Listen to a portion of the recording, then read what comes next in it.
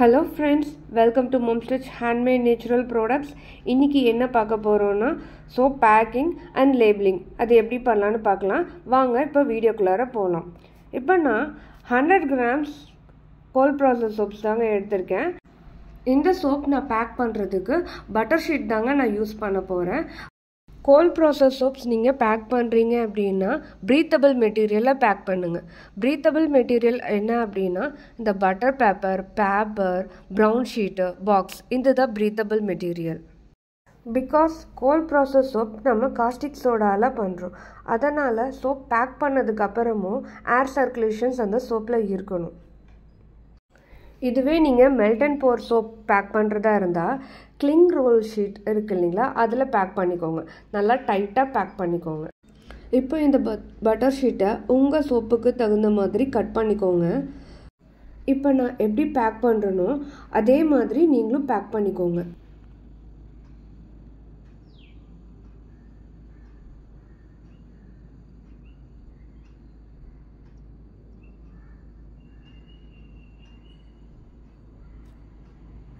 இப்போது பேக் பண்ணியாச்சு. நம்ம லேபிள் எப்படி ஒட்டுறோம் அப்படிங்கிறத பார்க்கலாம். சோப்புக்கு நல்லா சென்டராக இருக்கிற மாதிரி பார்த்து ப்ளேஸ் பண்ணிக்கோங்க. லேபிளில் பார்க்குறதுக்கே உங்களுக்கு வந்து நீட்டாக தெரியும். இப்படி தான் இருக்கும் நம்ம ஃபைனலாக பேக் பண்ணி முடிச்சு லேபிளெல்லாம் பண்ணதுக்கப்புறம்.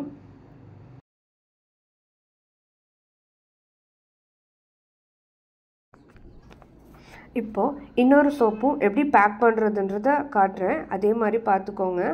லோகோ இருந்துச்சுன்னா லோகோ வந்து உங்களுக்கு ஃப்ரண்ட் சைடில் வரணும். ஸோ அதை கரெக்டாக பார்த்து வச்சுக்கோங்க. பேக் சைடில் வந்து நீங்கள் செல்லோ டேப் போட்டுக்கோங்க. சேம் அதே மாதிரியே மெத்தட் தாங்க இதுவும். நீங்கள் ஃபர்ஸ்ட் டைமாக பேக் பண்ணுறீங்க அப்படின்னா ஸ்டார்டிங்கில் கொஞ்சம் லூஸாக தாங்க வரும். ஒன்றும் கவலைப்படாதீங்க.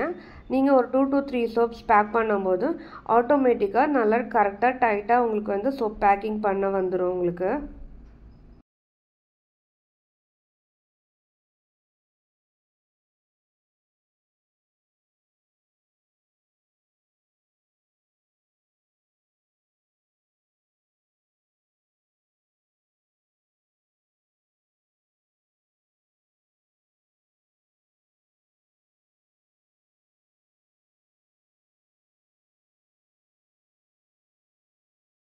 இப்போ சோப் பேக் பண்ணி முடிச்சாச்சுங்க. தென் நெக்ஸ்ட்டு லேபிளையும் நான் சொன்ன மாதிரி சென்டராக ப்ளேஸ் பண்ணிக்கோங்க.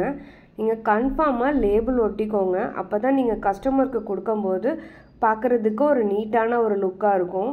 உங்கள் பிராண்ட் நேம், அதே மாதிரி கீழே நீங்கள் என்ன இன்க்ரீடியன்ட்ஸ் போட்டிருக்கீங்கன்றதை போட்டுட்டு எவ்வளோ கிராமுங்கிறத மென்ஷன் பண்ணிடுங்க.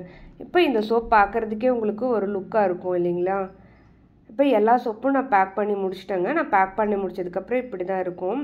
இந்த சோப் என்னோட ரெகுலர் கஸ்டமருக்காக நான் பேக் பண்ணதுங்க. இந்த சோப் உங்களுக்கு வேணும்னா டிஸ்கிரிப்ஷனில் என்னோட நம்பர் இருக்குது. வேணுங்கிறவங்க பிங்க் பண்ணுங்கள். இந்த வீடியோ உங்களுக்கு பிடிச்சிருந்தா லைக், ஷேர், சப்ஸ்கிரைப் பண்ணுங்கள்.